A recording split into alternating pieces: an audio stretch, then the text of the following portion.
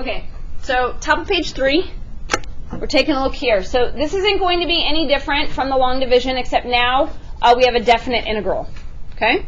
So the first thing we're going to do is divide. So we've got, what, x plus 3 on the outside, and then we've got x squared plus 0x plus 0. Is it possible that I might not need these? Possible. Okay, so we're going to take our terms. We've got x squared divided by x. What do we get? Yep, x. So I'm going to put an x here. X times x is x squared. X times 3 is 3x. Now what? Yep, subtract. Change your signs. Okay, so in the previous two problems, we only had to divide once. You might have to divide more than once, so don't say just because the problem's in the notes you only had to do it once. So this is 0, negative 3x plus 0. You have to ask yourself, can I divide negative 3x by x and not get a fraction? Yeah, what do you get?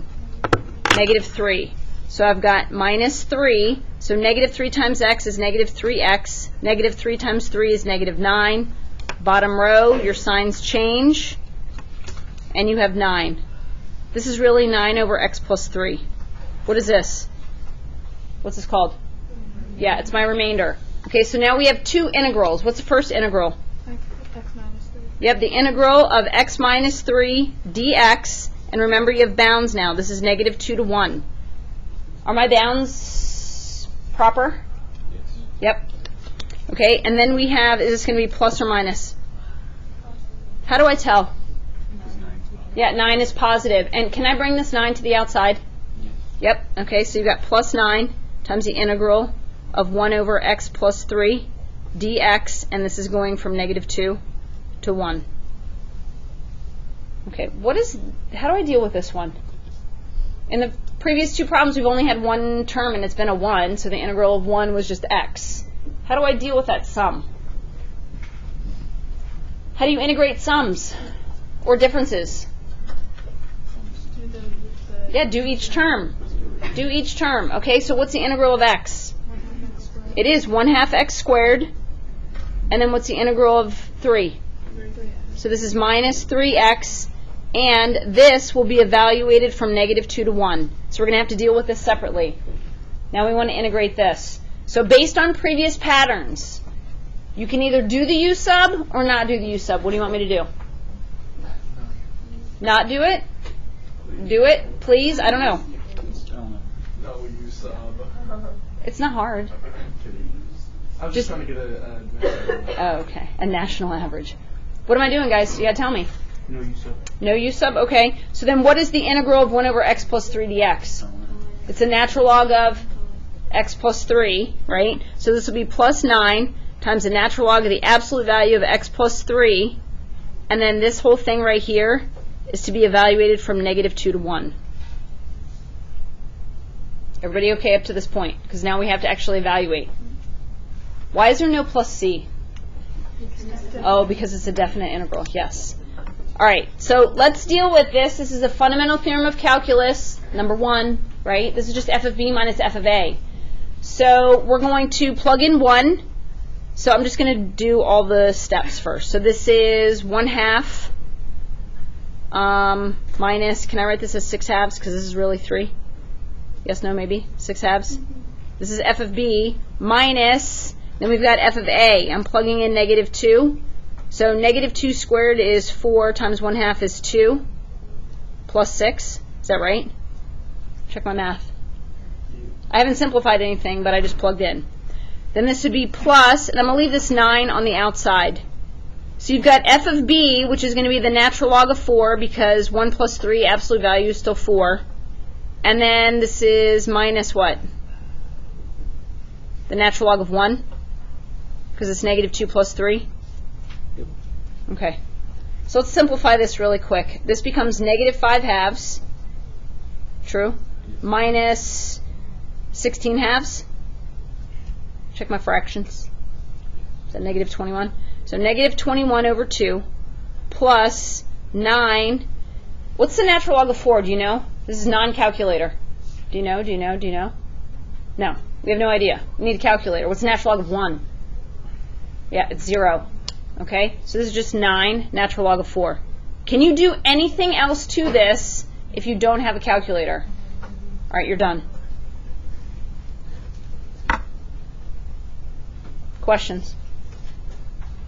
Are you sure? Okay. So I need undivided attention for this next one. All right. So far, when we've been dividing, our leading coefficient has been 1. And there are so many ways that you could do this problem, but the easiest way is to keep your leading coefficient, what you're dividing by, as 1. Otherwise, you're going to say, what is x cubed divided by 2x squared? I'd rather deal with a fraction later. Okay? So what we're going to do is we're going to factor out a 2 in the denominator, which is essentially factoring out a 1/2. Does everybody understand what I'm saying? So what we've got is 1/2, okay, because it's just a 1 in the top, times the integral from 0 to 1. This will stay as x cubed. When I factor out the 2 here, this is x squared. What's this going to be?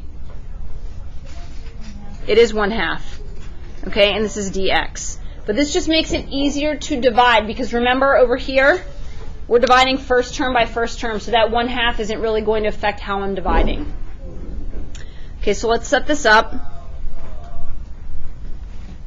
So we've got, I didn't leave enough room.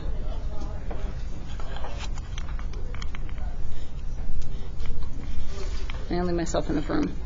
Okay, so on the outside, we've got x squared plus 0x plus 1/2, and this will go into x cubed plus 0x squared plus 0x plus 0. Did I miss anything? I don't think I did. Okay, so again, just like before, you're going to take this first term on the inside and divide it by the first term on the outside. What's x cubed divided by x squared? It's just x. So we'll put the x here. X times x squared is x cubed. X times 0x is 0x squared. So it's no big deal. What's x times 1/2? 1/2 x. Okay? So then on the bottom, we just change the signs. So this is gone and this is gone. Okay? So we have what? Negative 1/2 x plus 0. But here's my question. Can you take x and divide it by x squared and not get a fraction? Okay, so you're done here. Does everybody understand that? So this is my remainder. Okay, so this 1/2 belongs to this entire integral. So remember, when you do your two separate integrals, both of them must have that 1/2. It has to go to both. So when I set up my first one, it's 1/2 times the integral from 0 to 1 of x dx. That's the top. Okay? Then I'm just going to write this as plus, just for now. The 1/2 from right here is going to come down. But what's this? Isn't this also a coefficient? So can I write this times negative 1/2 here? And then use this as my remainder. Okay? So it'd be the integral from 0 to 1 of x over what we divided by, which is x squared plus 1/2 dx. Which part? Okay, this is just a coefficient, so I put it on the outside. But this comes from all the way up here when I factor that 2 out of the bottom. So then this is what's left, this piece. So that's what goes in the top, and then what you divided by goes in the bottom. Remember, you don't need to put the placeholder in the denominator. Okay? All right, so this should be easy for us to integrate. What's the integral of x dx? 1/2 x squared. So you have this 1/2 from before times the 1/2 from when you integrate x squared, and you're going from 0 to 1. We'll evaluate this in just a minute. That's this part. Then this becomes what? Minus 1/4? This two? These two right here? Okay. How do I deal with this? I need some help.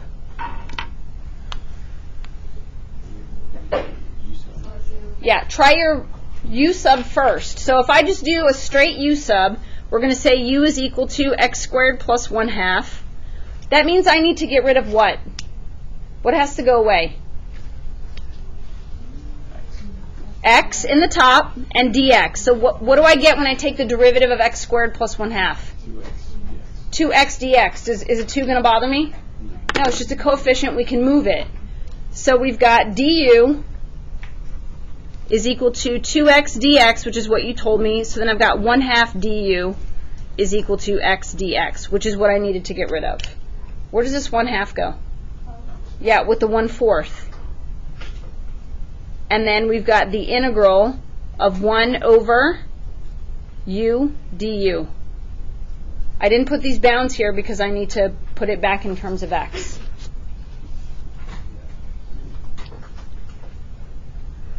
Okay, so this right here is 1/4 x squared to be evaluated from 0 to 1. This is minus 1/8. What is the integral of 1 over u du? Yeah, the natural log of the absolute value. Can I plug in x squared plus 1/2? And this right here is to be evaluated from 0 to 1. Okay, before I evaluate, does anyone have any questions where anything came from? Okay, let's evaluate this. What happens when your bottom bound in this case is 0? It goes away, doesn't it? Like plug in 0, what happens to this? Yeah, just 0. So if I take 1/4 times 1 squared, don't I just get 1/4? And then when you plug in 0, this is just 0. So f of b is 1/4, f of a is just 0. Then this is minus this 1/8 I'm going to put on the outside. Let's deal with 1. So you've got the natural log of 1 squared, which is 1 plus 1/2. So what is that, 3/2? Minus, you have to plug in 0 here. So what is that, natural log of 1/2? Okay. If this was a free response question at this point, you'd be done. Agree? Okay, but these are typically questions that you're going to have to simplify, like multiple choice. Okay, so let's talk about this. There's a couple different ways you can do this. We're actually going to do it the nice, quick way. When you are subtracting logs, what can you do to condense or simplify? Divide. So this is 1/4 minus 1/8 times the natural log, and I'm just going to write it. This is 3/2 divided by 1/2. I mean, essentially that is what it is, true? What happens to this whole thing? What do you do when you divide complex fractions?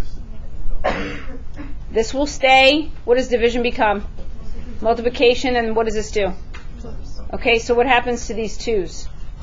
They're gone, and you're left with 1/4 minus 1/8 times the natural log of 3. That's a simplified answer.